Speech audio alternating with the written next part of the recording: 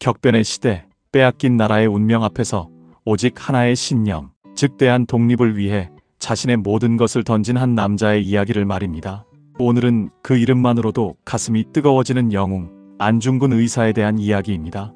이 한 분의 선비가 어떻게 총 한 발로 제국주의의 심장을 꿰뚫었는지, 그리고 그 울림이 어떻게 우리의 역사에 영원히 각인되었는지, 지금부터 저와 함께 그 드라마틱한 순간들을 따라가 보겠습니다.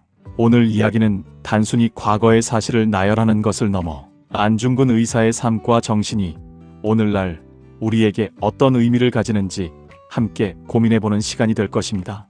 대한 독립의 불꽃을 피워올린 그의 생애, 지금부터 시작하겠습니다.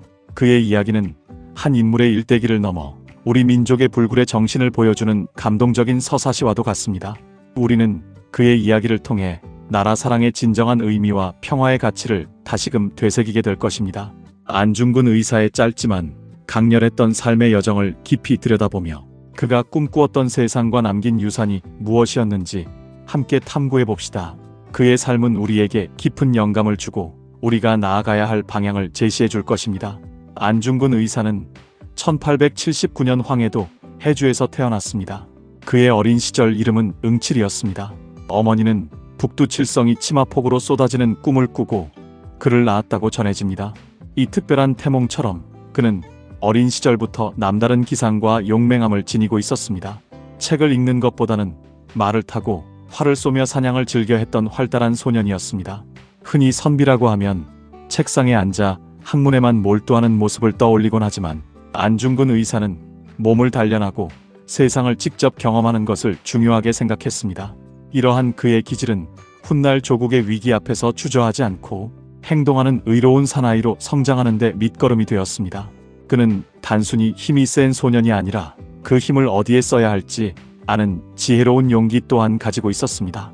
당시 사회는 격변의 시기였고 외부 세력의 침략으로 나라의 운명이 풍전등화와 같았습니다. 어린 안중근은 이러한 시대적 상황을 어렴풋이 느끼며 성장했을 것입니다.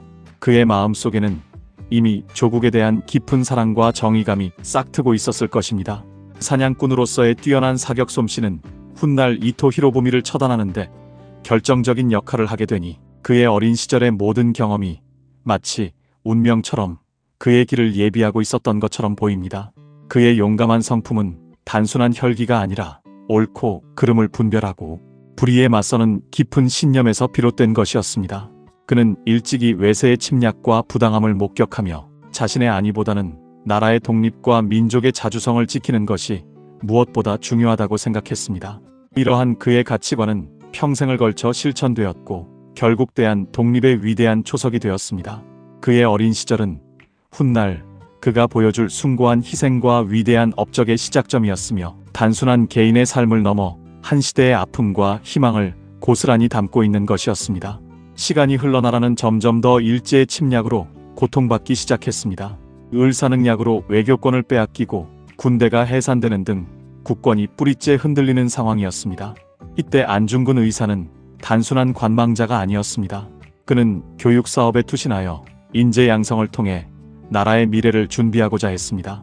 그러나 교육만으로는 빼앗긴 나라를 되찾기 어렵다는 현실을 깨닫고 의병 활동에 뛰어들었습니다. 그의 의병 활동은 단순히 무기를 들고 싸우는 것을 넘어 나라를 되찾기 위한 간절한 염원이 담긴 투쟁이었습니다. 그는 대한의군 참모중장으로서 활약하며 조국 독립의 길을 모색했습니다. 그러나 의병 활동도 쉽지 않았습니다. 일본군의 막강한 화력과 조직력 앞에서 의병들은 많은 희생을 감수해야 했습니다. 이때 안중근 의사는 동지들과 함께 조국의 독립을 향한 굳건한 의지를 다지는 특별한 맹세를 합니다.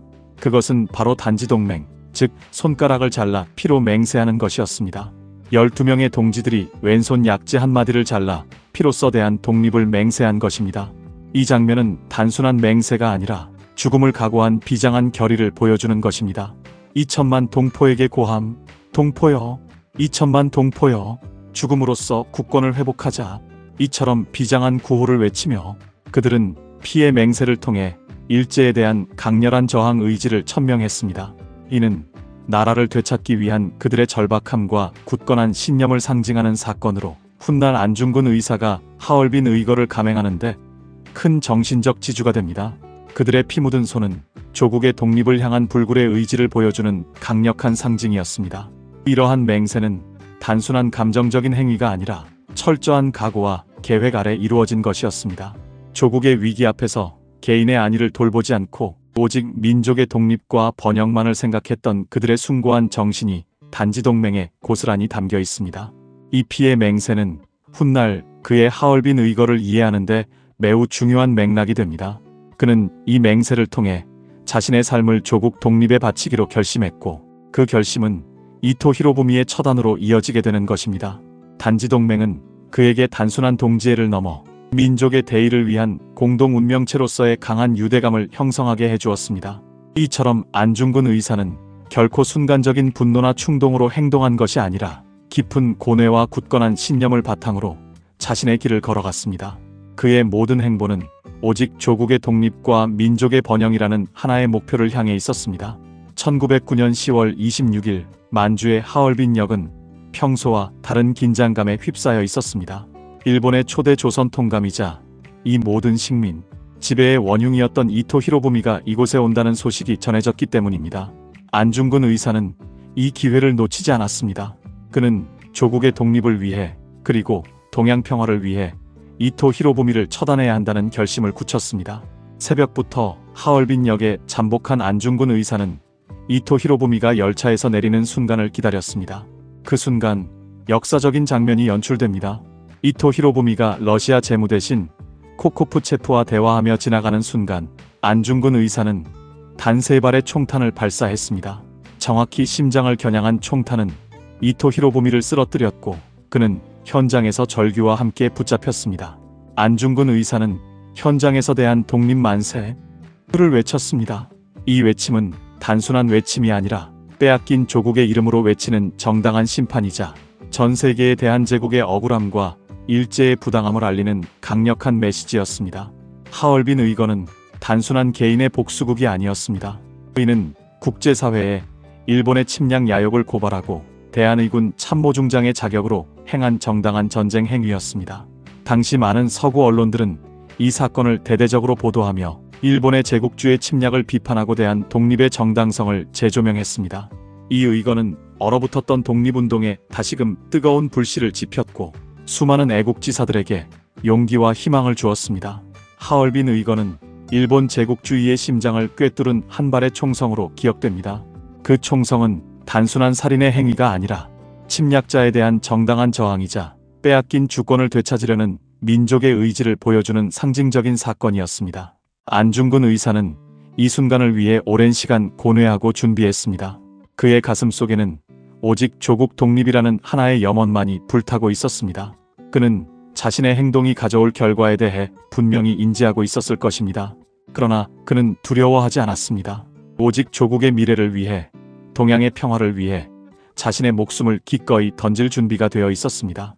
하얼빈 의거는 한 인물의 영웅적인 면모를 넘어 당시 시대의 아픔과 저항, 정신을 고스란히 담고 있는 역사적 사건입니다. 그의 용기 있는 행동은 오늘날까지도 우리에게 깊은 감동과 교훈을 선사하고 있습니다. 하얼빈 의거 직후 체포된 안중근 의사는 일본의 불법적인 재판을 받게 됩니다. 그러나 그는 법정에서도 조금도 흔들림 없는 당당한 태도를 보였습니다. 자신을 살인범이 아닌 대한의군 참모중장으로 칭하며 이토 히로부미를 처단한 것이 정당한 전쟁 행위였음을 주장했습니다. 그는 이토 히로부미의 15가지 죄목을 조목조목 열거하며 그의 침략 행위가 동양의 평화를 얼마나 위협했는지를 논리적으로 설명했습니다. 법정은 일본 제국주의의 졸개들이 모인 곳이었지만 안중근 의사의 당당함과 논리 정연함은 그들을 압도했습니다. 그는 자신을 변호하는 것이 아니라 대한의 독립을 옹호하고 일본의 제국주의 침략을 고발하는 법정 투쟁을 벌였습니다. 그의 평화 이론은 당시 제국주의 열강들이 난무하던 시대에 평화와 공존의 가치를 역설하는 매우 선구적인 것이었습니다. 그는 동양 3국인 한국, 중국, 일본이 서로 협력하여 서구 열강의 침략에 맞서야 하며 그 일을 통해 동양의 평화를 지킬 수 있다고 주장했습니다. 그의 이러한 주장은 당시 외신들의 큰 주목을 받았고 많은 서구 언론들이 그의 사상과 의거를 높이 평가했습니다. 그들은 안중근 의사를 단순한 테러리스트가 아닌 신념을 가진 독립운동가이자 평화사상가로 보도했습니다. 법정에서의 그의 모습은 비록 육신은 포박당했지만 정신만은 자유롭고 굳건했던 참된 선비의 모습을 보여주었습니다. 그는 재판 내내 흐트러짐 없는 자세로 일관했으며 단 한 번도 자신의 행동을 후회하거나 죄를 뉘우치는 모습을 보이지 않았습니다. 오히려 자신의 행동이 조국과 민족을 위한 정당한 것이었음을 역설했습니다. 이러한 그의 당당함은 당시 많은 조선인들에게 큰 위안과 희망을 주었으며 일본 제국주의의 부당함을 전 세계에 알리는 중요한 계기가 되었습니다. 그는 법정에서 자신의 사상을 피력할 수 있는 기회를 최대한 활용했으며 그의 말 한마디 한마디는 단순한 발언이 아니라 민족의 목소리이자 역사의 증언이었습니다. 안중근 의사의 법정 투쟁은 억압받는 민족의 저항 정신을 보여주는 감동적인 드라마였습니다. 사형 선고를 받은 후에도 안중근 의사는 조금도 굴하지 않았습니다. 그는 항소할 기회조차 포기하고 남은 시간을 동양평화론 집필에 매진했습니다. 그의 감옥 생활은 단순한 수감 생활이 아니었습니다. 그는 그 시간을 통해 자신의 사상을 정리하고 후세에 남길 소중한 유산을 만들어냈습니다. 동양평화론은 단순히 일본에 대한 적개심에서 나온 것이 아니었습니다. 그는 동양 삼국이 서구 열강의 침략에 맞서 함께 공존하고 번영해야 한다는 원대한 비전을 제시했습니다. 그는 일본 제국주의가 내세우던 대동아 공영권과는 근본적으로 다른 진정한 평화와 공존의 사상이었습니다. 그는 동양 삼국이 함께 은행을 설립하고 공동 군대를 운영하며 평화로운 공동체를 이루어야 한다고 역설했습니다. 이러한 그의 사상은 100여 년이 지난 오늘날에도 여전히 유효하며 국제사회의 평화와 협력을 위한 중요한 메시지를 담고 있습니다. 옥중에서 글을 쓰는 그의 모습은 비록 육체는 갇혀 있었지만 정신만은 자유롭게 세상을 품으려는 한 위대한 사상가의 면모를 보여주었습니다. 그의 글은 일본인 간수마저 감동시킬 정도였습니다. 어떤 일본인 간수는 안중근 의사를 진심으로 존경하여 그에게 편의를 봐주고 그의 글을 세상에 알리는 데 도움을 주기도 했다고 전해집니다. 이러한 일화는 안중근 의사의 인품과 사상이 얼마나 위대했는지를 보여줍니다. 그는 적국의 사람마저 감동시키는 진정한 리더였습니다. 옥중에서 그는 자신의 죽음이 헛되지 않기를 바라며 조국 독립의 염원을 담아 글을 썼습니다. 동양평화론은 그의 생애 마지막 혼신의 힘을 다해 남긴 걸작이자 그의 삶 전체를 아우르는 정신적인 유산입니다. 이 책은 미완성으로 남았지만 그의 사상과 정신은 오늘날까지도 우리에게 깊은 울림을 주고 있습니다. 그는 자신의 죽음이 단순한 개인의 소멸이 아니라 조국 독립의 씨앗이 되기를 바랐습니다. 그의 옥중 지필은 고통과 절망 속에서도 희망을 잃지 않고 더 나은 미래를 꿈꾸었던 한 인간의 숭고한 정신을 보여줍니다.